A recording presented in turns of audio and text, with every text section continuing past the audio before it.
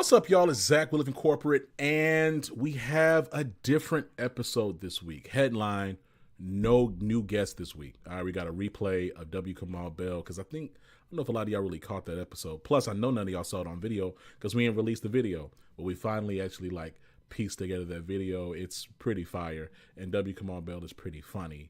And I think the title of that podcast, this was years ago, was called Do the Work, which is ironically where we're at right now. So the name of this pod, the subtitle or whatever we're calling this pod this week, is The State of Things, right? It's interesting because there's a few different things that I've seen over the past week. So first of all, we ain't gonna talk about the kerfuffle at the Trump rally, right? That happened. That happened. And it was interesting because I remember, I saw just a couple of days ago, people coming out saying, oh, it must have been a DEI hire in the Secret Service, and people just somehow making this about black and brown people and women. Very odd. We're seeing companies. There's this hot sauce company that went out of its way to email all of its customers about how they support Donald Trump, and they think that all of what's happening is wrong, and they want you to support Donald Trump as a customer. Very just bizarre behavior, trying to sell t-shirts and mugs and stuff. Weird behavior. And then we're also seeing large institutions like SHRM National change their posture and positioning, likely to align with their corporate oligarchical overlords, right? We don't have to be funny about it. It's the way it is. We're also seeing senior executive leadership almost rush to 180, not only 180 from their commitments 4 years ago after the murder of George Floyd, but we're also seeing these organizations and these leaders almost about face on just honoring employee experience.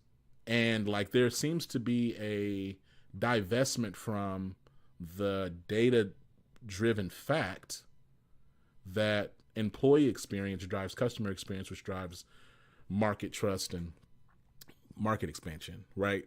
Now, all of that being said, all the things I just said are very depressing, right? They are depressing. We ain't got to act like they not.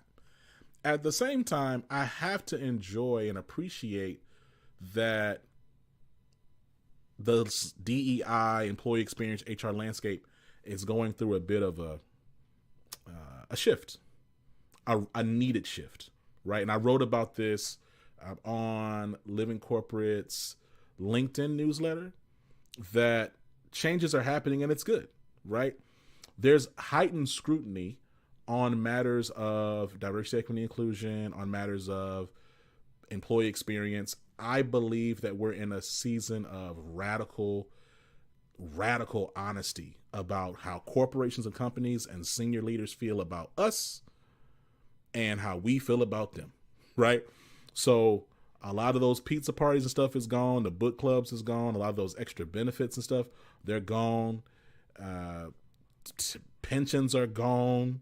Social Security about to be gone, but that's a separate conversation. My point is this altruistic or veneer of care, it's kind of gone, right? It's kind of gone, right? Companies aren't hiring, a lot of companies. Now think about legacy manufacturers and things like that. Shout out to Dr. MGD. We had this conversation. This doesn't apply to all industries. There are some legacy industries that are still hiring and looking for you to stay there for 7, 10 plus years, right? But a lot of these organizations, they're not hiring to keep you that long. They're hiring, their board of directors have come up with a series of moonshots that they're hoping to get them XYZ return. So they're going to bring in talent to help execute against those moonshots. And depending on if you land on the moon or you come close to the moon, maybe the roles that you hired for 12 months ago will stay. But if you don't, then they won't, because we got to come up with some new goals, and we're going to let these people go because they're the most expensive thing we got here. And that's kind of the reality, right? That's the reality. The idea of doing things just for altruistic sake, it's kind of gone. It's kind of gone. And I think that like we're probably dealing with the most disillusioned workforce ever, right? Because we have the internet, so like we know everything. People talking about stuff in ways that were taboo. I remember I'm only 34, y'all, believe it or not. You know what I'm saying? I know, don't let the great fool you, real talk. I'm 34 years old. And I remember it was taboo to talk about your salary. It was taboo to even talk too much about like your boss. Like when I came into corporate America, we weren't talking about our salaries like that. Like it's just completely like there's just too much information. People know too much to kind of just go along and get along. And so all that being said, these companies, they're being honest. Hey, we don't really care about employee experience. We care about being profitable. We care about being more profitable than we've been in the past, right? So it's not about not being profitable because these companies are profitable. They're not exceeding their past profitability, which is why they're making some of the decisions they make. And they're going to continue to do that because that's the way capitalism works. So all that being said, I am excited about this season in that it's pruning this space, this employee experience, this DEI, this workplace equity, this HR space to just be much more operational, strategically operational in how they think. And it's scrutinizing outcomes much more rigorously, right? So it's not just enough to have a program. Hey, what is the data that supports why this program should exist? How is this mitigating risk? How is this protecting revenue? How is this generating revenue? How is this preventing loss? How is this generating revenue? How is this driving customer experience? How is this building relationship? How is this expanding footprint? Those are the questions. And it's funny because a mentor of mine, I'm not going to say his name because we didn't talk about this beforehand, but he's my man and he hears this. He gonna know we had this conversation. He said a lot of these roles, these people are like zombies. Like they're dead. They just don't know it all, right? Like I fully anticipate between now and like Q2 of 2025, even more of these roles are going to get let go, y'all. Like straight up. I think that a lot of these non-quantifiable roles, these roles that do not directly tie into quantifiable results, I believe we're going to see them fundamentally change. And then we're going to see a bunch of much more reorgs, we're going to see a lot of changes. Organizations and people in these positions are going to need to be able to connect the dots. And if you're not able to do that, if you're not able to make a very clear data-driven case as to why your program should exist or why this initiative to it should exist, then you're going to get less and less budget. Your team is going to continue to shrink. I'm talking to the HR leaders and the DEI leaders and the employee experience leaders. Your teams are going to continue to shrink. And your seat at the table, which was already a folding chair, is going to get smaller and smaller and smaller until you ain't got no seat no more. Right? That's just the way it is. Now, why am I excited about that? Because I do believe there's been a lot of fluff in this space. I do. And I do believe like in that fluff, as nice as the galas are and the awards are and these top 50 placements are, they're not actually helping employees, right? People getting placed on these like top 50 lists for this and top 50 lists for that. But at the same time, their employees are coordinating a massive lawsuit. They're getting placed on these top 50 lists, but their turnover is higher than it's ever been. They're getting placed on these top 50 lists, but on Fishbowl and Blind and other places where employees actually have a voice, they're telling everybody, stay away, help me leave, right? So I do believe that the right partners, the right leaders have an opportunity to step up and differentiate themselves and make a really great, take advantage of a really great opportunity. And why do I say that? Because I'm excited about the work that Living Corporate is doing, right? We have a variety of clients that we're working with right now where we're driving employee and customer experience insights. And I'm excited about the next few months as we do like some webinar series. You're going to hear more from us. We're going to spotlight those people. They're going to come on Living Corporate. We're going to talk about the work that they're doing, the work that we're doing with them, and the outcomes that we've been able to deliver. And I believe that the future of this space has to just be more data-centric and data-driven. And if it's not that, I'm not saying that the other stuff won't exist. It's just going to be a really small subcomponent of something else that's a part of something else. It's not going to be a central bobble. CPOs are going to likely continue to absorb more real estate. And, you know, your little DEI initiative will be called something else, and it'll be managed by like I don't know, like a senior contributor, a senior individual contributor. It won't be a whole office, right? At the same time, those who are able to understand and connect the dots between employee experience, customer experience, and revenue, those are going to be the people who are going to be able to make a really big splash. I'm betting a lot on that. And I'm betting a lot on it because I've seen it. And it's a conversation I continue to have behind the scenes with operational leaders at a variety of organizations, both global and national and local. Anyway, all that being said, oh shoot, no, we're going to talk about that SHRM thing before we pivot into this. Before we pivot into this this interview, this replay with Kamau Bell. So it's interesting, SHRM National. Now, those who like have rocked with me for a while, shout out to Brittany, Janae Kess, shout out to Madison Butler, shout out to Angela, shout out to a bunch of people that like I've had a bunch of conversations with on and off the record, like at different events. SHRM National is like the police of corporate America, right? In as much as the police really are like, they function as the arms and legs of business owners, private property owners, global elites, right? Like, not to sound whatever, but I mean, police kind of exist as a hand of like the state to execute against whatever the state's interests are. That's kind of what SHRM is. SHRM is like the police. Like, whatever SHRM is saying, SHRM National specifically, you can expect that is the position of like senior executives, senior white male executives. Like, that's really what SHRM represents. They represent those voices, right? I mean, there's people that I love and respect who have pro-Palestinian perspectives and have been threatened behind the scenes. There are people who I love and respect who have really pro-black perspectives and really honest perspectives on the way that DEI has a lot of times defrauded marginalized people. They have been threatened behind the scenes. And yeah, like SHRM represents those really large capitalist interests. So it doesn't surprise me that they are removing the equity from DEI. That doesn't surprise me. I don't think people really understand what equity means anyway. A lot of times folks think about equity and they hear the word equity and they think about financial ownership, which it might mean, but typically people don't really define it like that classically in DEI discussions, but they get nervous because equity is, if you think about it that way, of like, give me a piece of ownership, you're talking about power, and ain't nobody trying to share no power. You know what I'm saying? So it gets people nervous. It gets people anxious. And so they say, nah, shut that down. We're going to just focus on inclusion.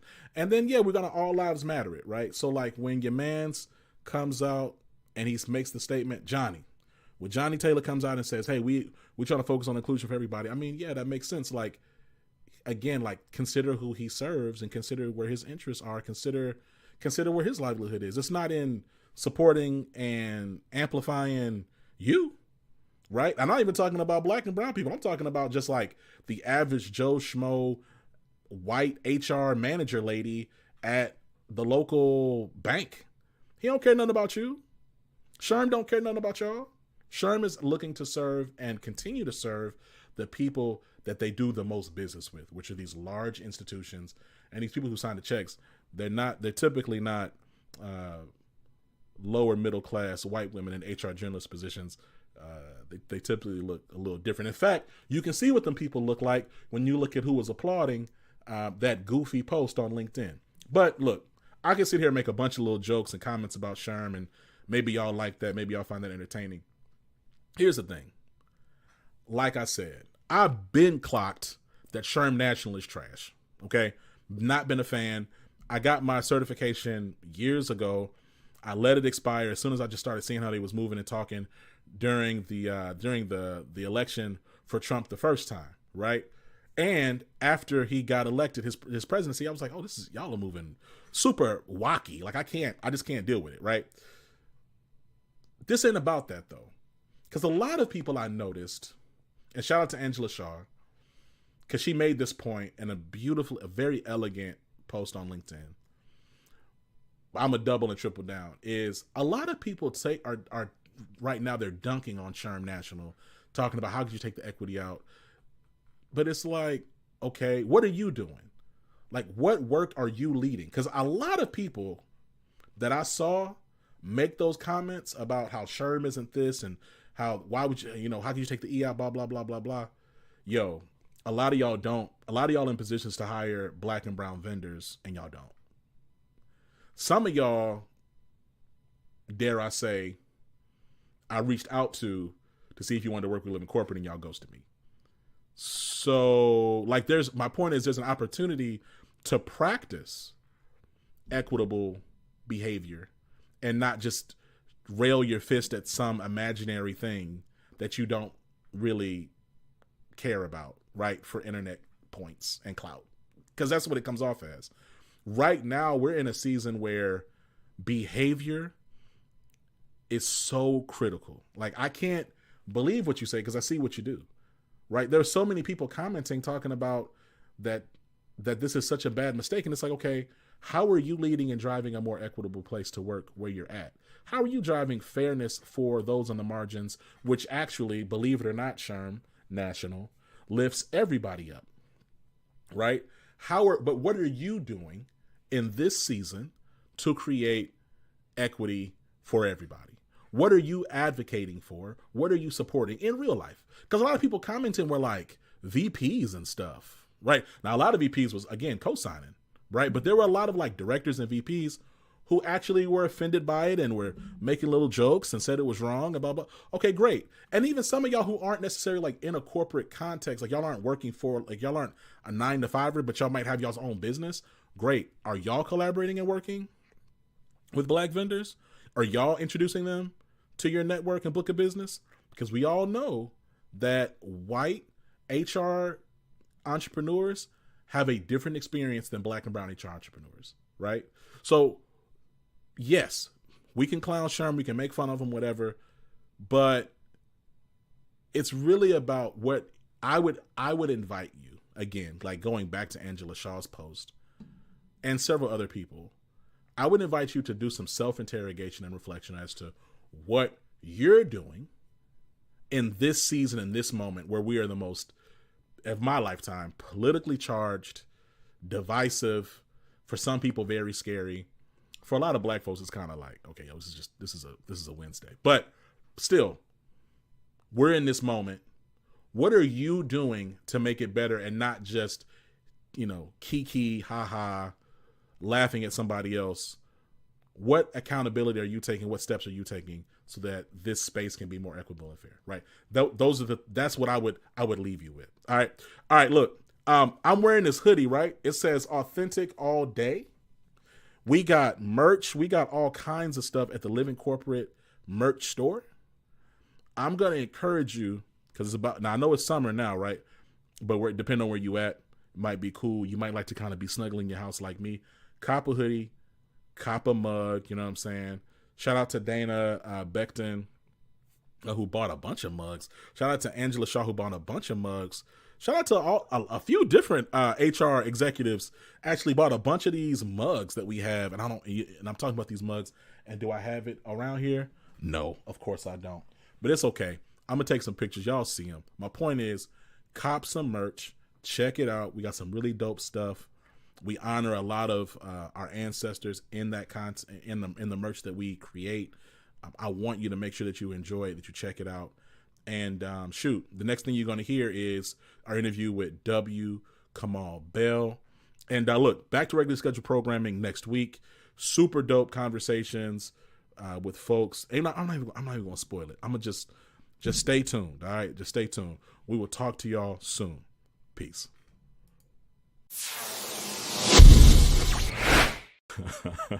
Kamau Bell. Hey, man, I'm gonna ask you a loaded question off top. How you doing, man? I'm doing. I am highly favored. What's the expression? Blessed and highly favored. Amen. Yeah. So I'm. Yeah, so I'm doing, I could complain, but I know I'm doing better than most, and I am in a very privileged position in my career and ability to sit here and talk to you about all this. So I'm doing good. You got the bars off top. All right, look, now you've made a career of helping us laugh at the idiocy and absurdity of oppression while also dropping bars. This book, Do the Work, does that very well. I have a question for you is, how do you find the balance of making jokes about white supremacy while also not pointedly making the readers of the book, mostly white folks, feel like they're the butt of the joke? I mean, was that some of the parameters of what jokes made it and what maybe didn't? Well, first of all, I co-wrote this book with a white lady, and she had no problem being the butt of the joke sometime. I think, the idea being that, like, you might get your feelings hurt, but shouldn't you have your feelings hurt about supporting white supremacy? Like, shouldn't you feel bad if you have unwillingly been a pawn in white supremacy, or if you've benefited from it, didn't realize it? So, I think the idea being that, like, we want people to do the work. So sometimes you take the scrub brush out to get people to go, you need to feel this. And then sometimes you go, we're going to be a little more gentle. But it's also about all the different ways in which we approach it. So yeah, it's like you definitely want white folks to participate in anti-racist work. As you definitely want white folks, as my Pastor Michael McBride says, to stop reaching for whiteness to protect them. And so you want them to get into it. Man, so, my background is in DEI consulting. And I remember the summer of George Floyd was murdered, black was in vogue, right? Like, white folks was painting roads with Black Lives Matter. Companies were making multi-million-dollar pledges and hiring a bunch of white DEI consultants and diversity and inclusion for those catching up. Every white woman was starting a book club, and they were baking their mac and cheese, man. It was a whole season. What do you think that we're still in that moment? And if not, can this book still thrive outside of that moment? Well, so here's the thing. So when we were making the book, the publisher's like, I wish it could come out tomorrow because this is the moment of racism and it's all happening right now. And me and Kate, my co-author, were like, it'll be fine. And so, look, just right now on my phone, I saw that another one of the police officers who murdered George Floyd was convicted of federal charges for murder. He's gonna serve 30 months in jail for murdering this unarmed black man, George Floyd. So is that a victory? On some level, it's a victory, but also just recently there have been unarmed black folks who've been killed by cops. I'm thinking about Jalen Walker is one of the ones who was running away from the cops unarmed and killed by police officers. So that George Floyd moment, which led to all this quote unquote racial reckoning, has not stopped cops from killing unarmed black people. So I think the thing we need white people to learn is that don't just do the work when it seems cool. The work's got to be done every day. It's no different than exercising.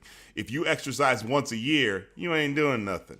If you have to exercise regularly to get the benefit of that work, and it's the same thing with anti-racism. And I feel you got to put in your Google Calendar. You got to actually make sure that you wake up and do it every day. The first page of the book is a poster that says "End White Supremacy," and we challenge you to put that somewhere up around your community so people know what you're all about. And again, Black folks, we've been doing this work for a long time. I'm not saying black folks won't get something out of this book because there's a lot of history in here that ain't just about black folks. There's a lot of ways in which we encourage you to collect with your local community organizations that black folks should do too. But this really is aimed at those white folks who think, like as Jelani Cobb, my friend says, think buying Juneteenth ice cream from Walmart is doing the work. They ain't doing the work, baby. So let me ask you actually a follow-up question to that. To your whole point around like, man, the publisher was like, man, I wish we could drop this tomorrow. Now, come on, I'm not calling you old, right? But you turn 50 next year. All right? Thanks. That's a nice way to say happy birthday. Respect to you and love. No, it's okay. I know as a black man, that's like 70 in white years. Facts though. I look at you and it's like, man, I'm looking like this mythical creature. It's incredible. My pop just cracks 50. So anyway, listen, man, there's a cyclical nature to all of this, right? In terms of like, yeah, we think this moment of racial reckoning with George Floyd, but you remember the riots around Rodney King. Like, talk to me about like how different was that moment for George Floyd and like honestly these subsequent moments from the things that you've seen in the past. Like, what are the differences? Okay, I'm gonna tell you. I'm gonna reach back into my old bag since you just outed me as being old, into my Gen X bag. You're welcome for all the pop culture you enjoy from us. By the way, you're welcome. Hip hop, you're welcome. So I would say this, that the thing that I remember about the uprising that happened after Rodney King, after those cops were found not guilty or innocent of those charges, was I was laying in bed not knowing what to do. There was no Twitter, there was no Instagram, there was no online, so I felt alone. I felt completely alone. Now, the moment something happens, like for example, when they overturned Roe versus Wade recently, I went immediately to Twitter and looked up Oakland on Twitter, Roe versus Wade, where are we at tonight? Like, what are we doing? Like, to go, how can we get out here and get in these streets? Now, if I can't go out into those streets, I know I can retweet those links and share those with other people. So the idea being that, like, you are much closer to being able to make an impact today than you could back in the day, as we say. Everything wasn't better back in the day. You're much closer to, for example, in the book we talk about the people who did the work, who are doing the work. And we talk about this black woman whose name is off the top of my head, who literally, young black woman, millennial, maybe even younger than that, who was like, the definition of racism in the dictionary is wrong. That definition is about prejudice. Racism is prejudice plus power. So she reached out to the dictionary and said, change the dictionary definition of racism, and they did.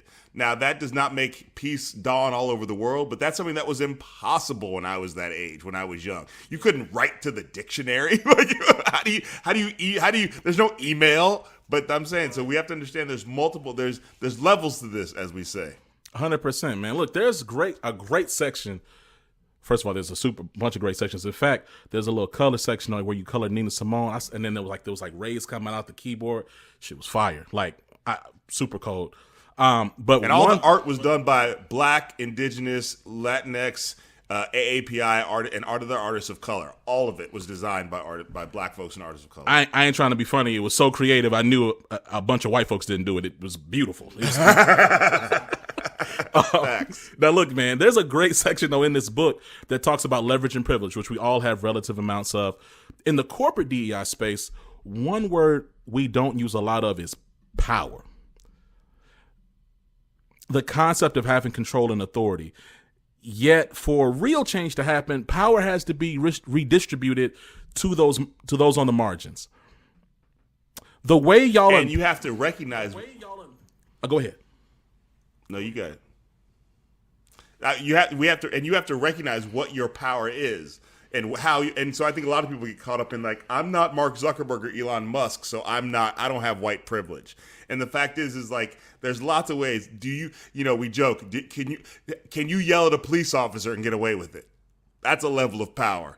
Is a parking ticket just slightly annoying to you? That's a level of privilege. My daughter, who's 11, last night did the check your privilege section and was like, look how much privilege I have. She's an 11-year-old mixed race black girl living in Oakland, and she recognizes I have more privilege than I thought I had. So if she can do that, white people can do that. We can all do that.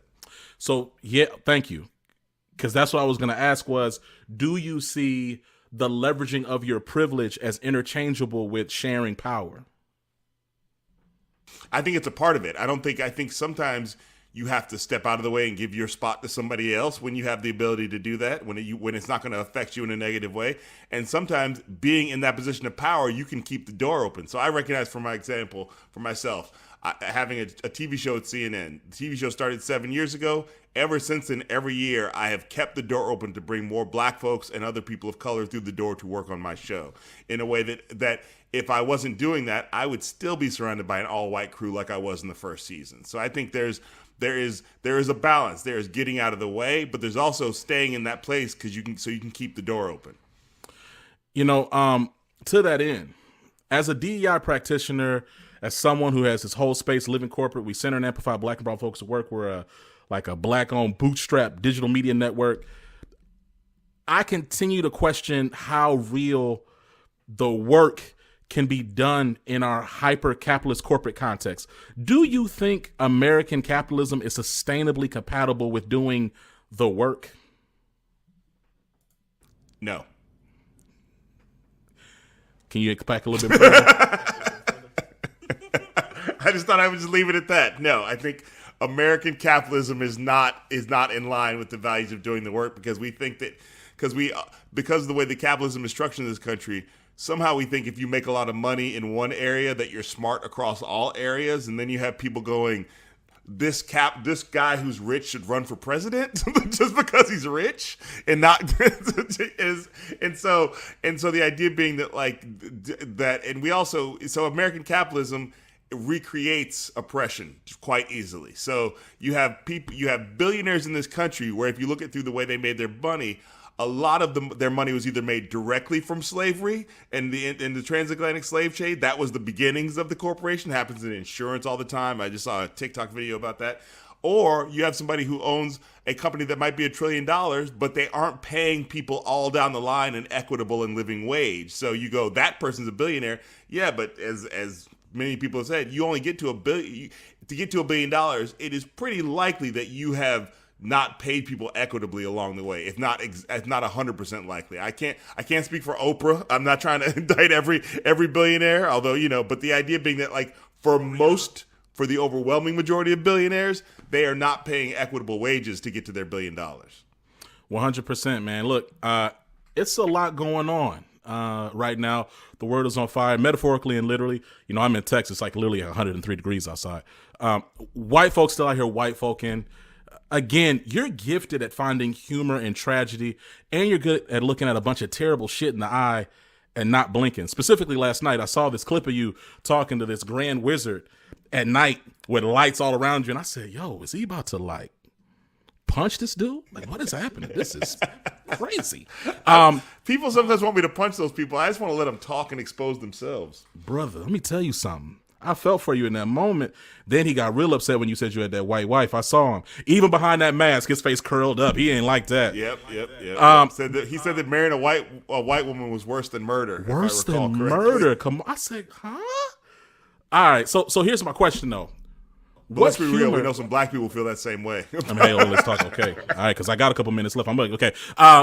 What humor are you finding, though, in this season to not get too low?